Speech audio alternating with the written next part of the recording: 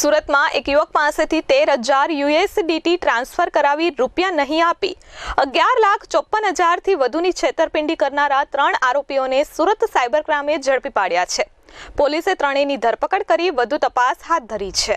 સુરતમાં એક યુવક પાસેથી 13,000 USDT ટ્રાન્સફર કરાવી રૂપિયા ન આપવાની અને ઠગાઈ આચરવાની ઘટના બની હતી. સમગ્ર મામલે સાયબર ક્રાઇમમાં ફરિયાદ નોંધાતા પોલીસે તપાસ હાથ ધરી હતી. આ દરમિયાન પોલીસે 3 આરોપીઓની ધરપકડ કરી છે.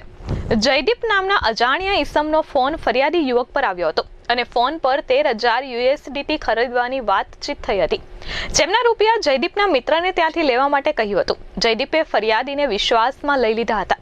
ત્યારબાદ ફરિયાદીએ 13,000 USDT જયદીપને ટ્રાન્સફર કરી દીધા હતા અને તે USDT જયદીપે અન્યને ટ્રાન્સફર કરી દીધા હતા.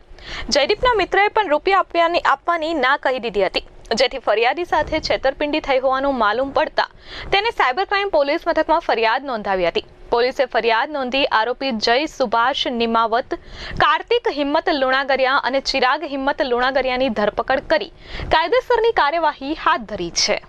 Bureau report S24 news, Surat.